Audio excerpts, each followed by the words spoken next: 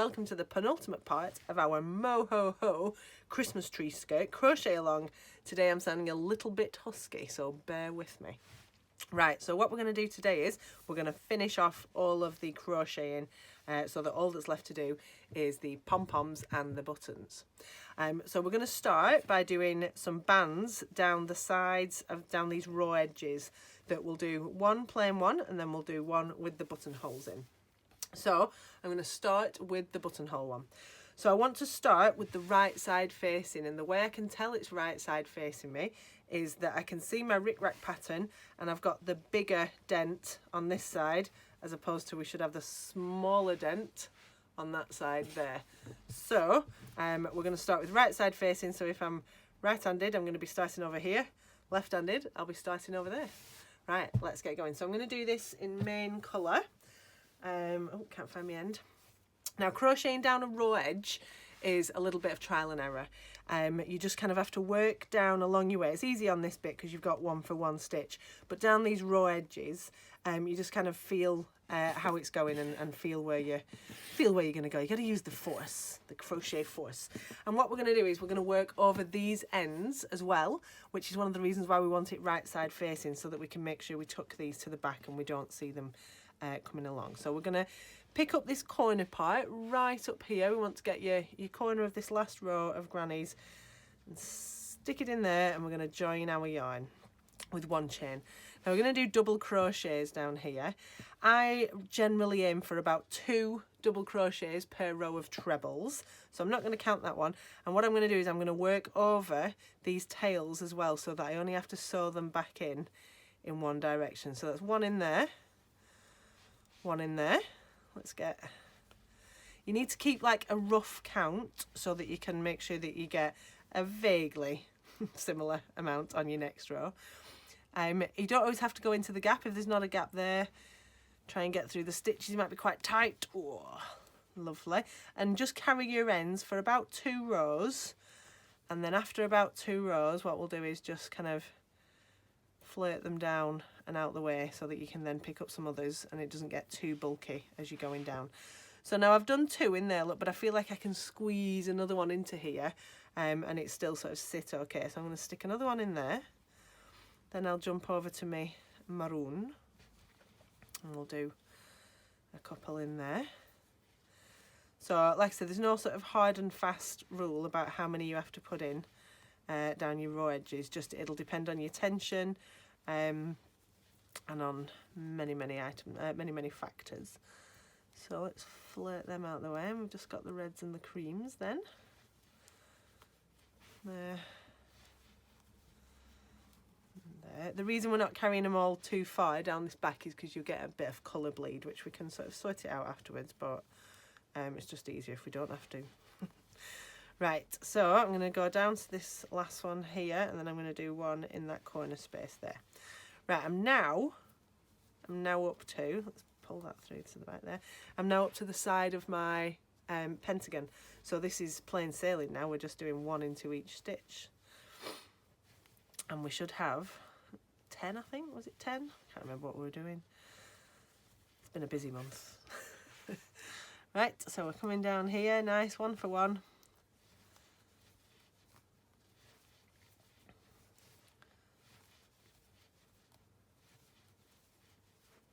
So I've come to the corner space. I'm going to do 1 in the corner space, and then again just working up this row edge, just feeling kind of your way. Generally sort of, oh, it's a bit, these are rows of solid rows of trebles, so it's not as, there's not as many sort of gaps to stick your hook in, so it can be a bit tighter in some of them. Just, you know, force your way in.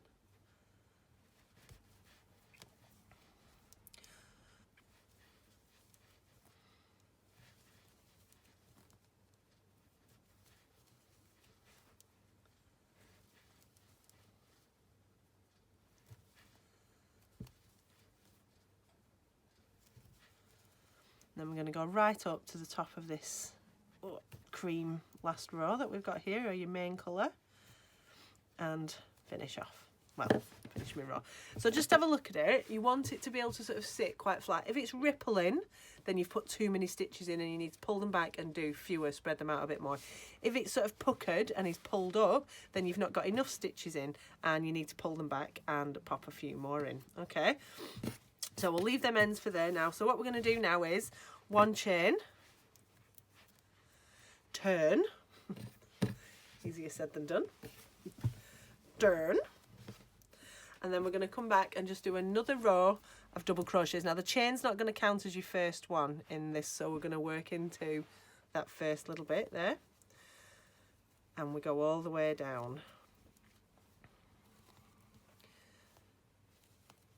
Just one double crochet in each stitch, nice and simple.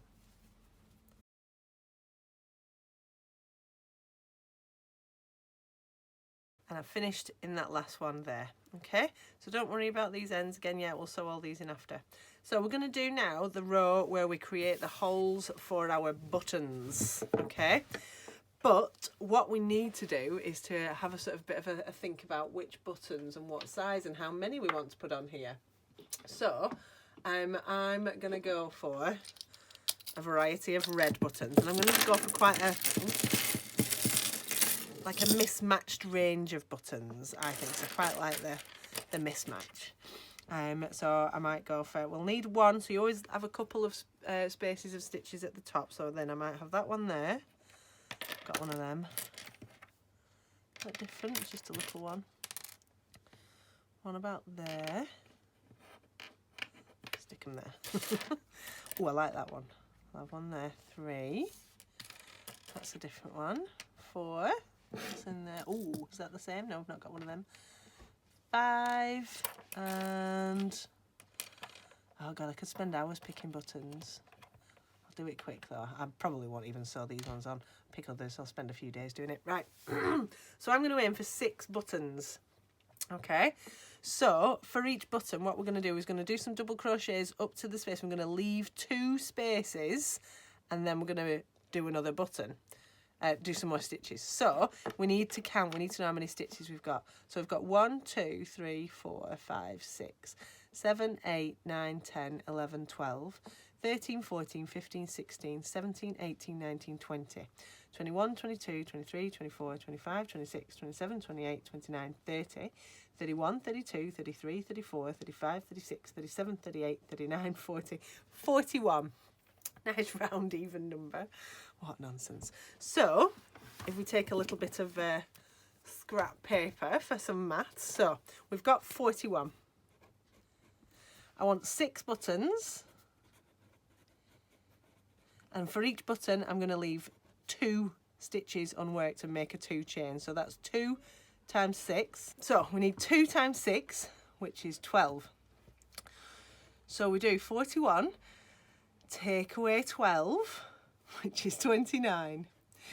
Then what I'm going to do is always leave 2 stitches at each end. So I take away 4, and that leaves me 25. Okay, now if I've got, we do a little picture, 6 buttons, so we're going to have 2 there. So we've got 1, 2, 3, 4, 5, 6, and we'll have 2 there. I've got 1, 2, 3, 4, 5 spaces. As if by magic, this is 25 divided by 5 is 5. So my pattern, or my stitch pattern, should be 2, 2 chain, miss 2 stitches, 5, miss 2, 5, miss 2, 5, miss 2, 5, miss 2. It's worth just having a bit of a play with your numbers just to work it out so that you don't end up in a pickle. Okay, so let's try that then. So let's move the buttony mess out of the way. Up there. So according to my careful calculations, which we all know means very little, I should say, if your numbers don't work out quite as neatly as mine, don't worry about trying to aim for the same number, because your attention might be slightly different. So you might not have the same number of stitches as me, and that's fine. If you don't have a nice sort of 5, 5, 5, 5, 5 to divide all your stitches into, just go, you can go 5, 4, 5, 4, or even 3, 4, 3, 4, whatever you want. You don't even have to have 6 buttons. If you want, you don't even have to have any buttons. You can just lace it up and tie it together.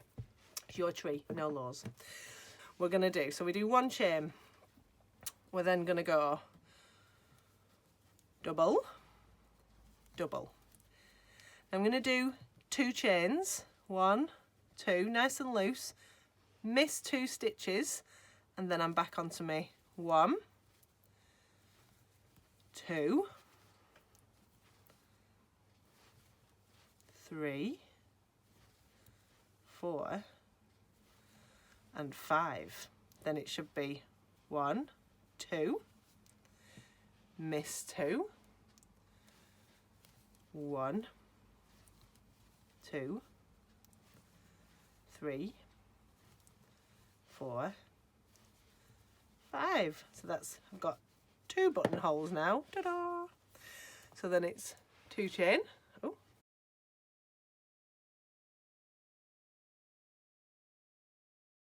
2 chain, miss 2, 1 and 2.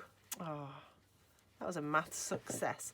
So these little holes that we've got here are going to be our buttonholes, and we've got 1, 2, 3, 4, 5, 6. Oh, perfect. Right, so we're going to do now just 2 more rows of double crochets. So we turn. Oh dear, there's a lot of quiet on this desk now. Now what you're going to do on this row is we're going to do a double crochet into each double crochet and 2 double crochets into each buttonhole. So we're re-establishing the row of stitches that we had before. So there's our buttonhole. You don't need to try going into the chain or anything, just do 2 straight into the hole and carry on all the way down. So it should be 5 and then 2 into the hole. 1, 2, 3, 4, 5. Did I have 5? I did, yes. I just didn't count the first one. 1 and 2 into your buttonhole there. So then another 5 and 2. And we carry on like that all the way down to the end of the row.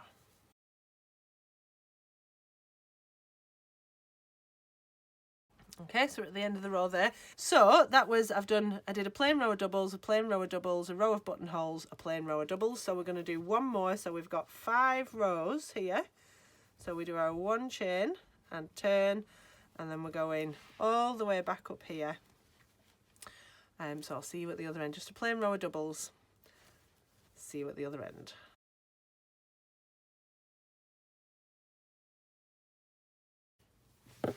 Right, so there's my button band. So I've come to the end there. We can snip this off, and then we'll need to rejoin at the other side. So we just snip that off there. Now we're going to do exactly the same on the other side. Okay, so as if by magic, here's one I prepared earlier. So I've done the other side, and we do exactly the same as we did on the other one, aiming for roughly the same amount of stitches, but on this one we don't add the buttonholes. So you're just going to do 5 rows of normal double crochets. Okay, lovely jubbly. Now we're going to do the border row, and the border row is a lovely sort of picot and slip stitch pattern. And for the border row you need to have the wrong side facing you. So this is the right side, so I'm going to fasten off and I'm going to join so that I've got so that I'm starting at the other end. So I've now got wrong side facing me. I can tell because I've only got the little circles here. And we're going to do this border all the way around. Now it's a really, really simple border. It's just 2 slip stitches and then a picot. But it's really, really, really effective. So I'll just show you up and down a peak here, and then you just carry on doing the same thing all the way around. So I'm going to join in my corner stitch here. Do 1 chain. I'll not be able to work over my ends here because I'm doing slip stitches. So the pattern is slip stitch, keep your slip stitches quite nice and loose as well, slip stitch and then picot. So to do a picot, what we do is we put our stitch in, our hook in the next stitch, and we pull up a loop. So we have 2 loops on our hook there. We then do 3 chains, 1, 2, 3, and we still have 2 loops on our hook. We then wrap around and we pull through both of those together and give it a nice tight pull. This will give you this sort of little ladder here. We then pull that over and you do your 2 slip stitches. And what you should then find is you get this lovely little sticky uppy bit there. So if you come to a stitch, you can do them into your stitch if you're not working down row edges. So that's it. We go in the next stitch, pull up a loop, 3 chains, 1, 2, 3, round and through 2, and then slip stitch and slip stitch. So we carry on doing that all the way down this end.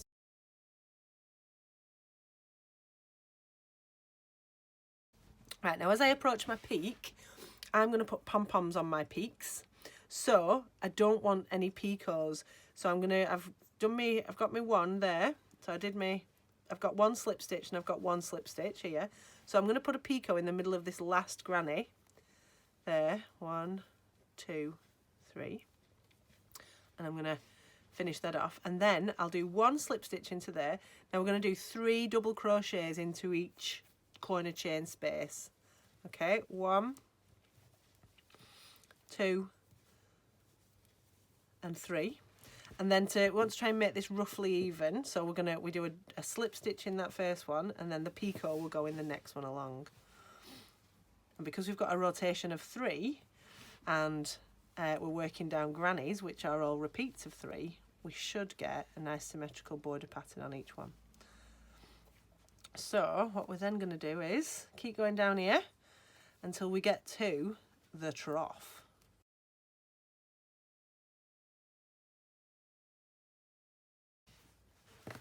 So I'm at the 2 grannies here where I want to form the trough, right? So I've done my 2 slip stitches.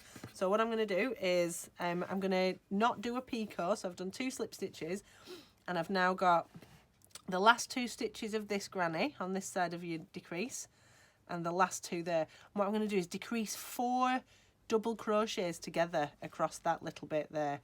So I go in the first one and pull up a loop, in the next one and pull up a loop, in the third one and pull up a loop, and in the fourth one and pull up a loop, and I should have 5 loops on my hook there. So I wrap it around and I pull it through all 5 and I give it a nice tight pull. And then I want to try and mirror this up the other side. So I'm going to do my 2 slip stitches. So I've been in that one, so it should be the last one of that bottom granny. 1 and 1 and picot. So the picots on mine are working out that they're falling in the middle of my clusters of 3 trebles, and if you can get that, if you can give it a bit of a fudge so that you can achieve that, that will make your life much easier. And then when you turn it over, you see you get this beautiful border pattern. So what you're going to do then is you're going to carry on and work that all the way around the entire perimeter until you're right back here to where you started, and then fasten it off. And then all of the crochet work is done. So what you've got to do then is sew in all your ends. All right, so I'm going to leave you there with that. I will see you once we've got all of the crochet work finished and we're ready just for the final buttons and pom-pom additions. All right, thanks for joining us. I hope you're having fun with this. Send us your pics, etc. And I will see you soon. Bye-bye.